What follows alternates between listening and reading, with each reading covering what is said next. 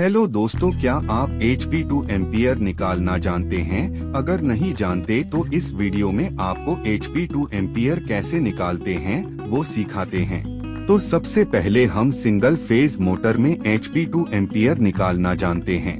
तो एग्जाम्पल के लिए हम 3 HP की सिंगल फेज मोटर ले लेते हैं।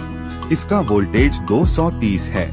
PF यानी कि पावर फैक्टर 0.9 लिख लेते हैं। ये पावर फैक्टर मोटर की नेम प्लेट के ऊपर लिखा होता है।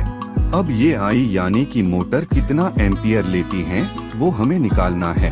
अब इसका फॉर्मूला लिख लेते हैं। I is equal to HP into 746 upon voltage into PF। ये एम्पियर निकालने का फॉर्मूला है। अब HP हमारा 3 है into 746 upon voltage 230 into PF 0.9 लिख लेते हैं।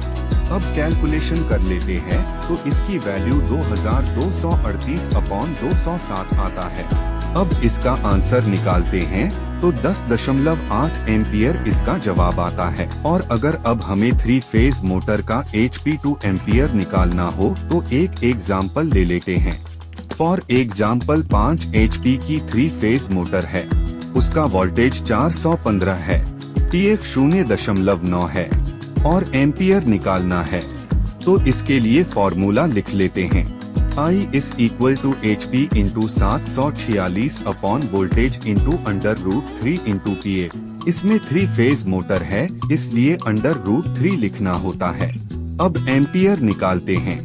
I is equal to 5 into 746 अपॉन 415 इंटू 1.732। ये √3 की वैल्यू है इंटू 0.9। अब इनका कैलकुलेशन करेंगे तो 3730 अपॉन 647 आता है। अब इसको भाग देते हैं तो हमारा जवाब 5.76 एम्पियर आएगा। तो दोस्तों इस तरह से हम HP से एम्पियर निकाल सकते हैं। उम्मीद है आपको समझ आ गया होगा। वीडियो पसंद आया हो तो लाइक करें। अगर चैनल में नए हो तो सब्सक्राइब करें। मिलते हैं अगले वीडियो में, तब तक के लिए धन्यवाद।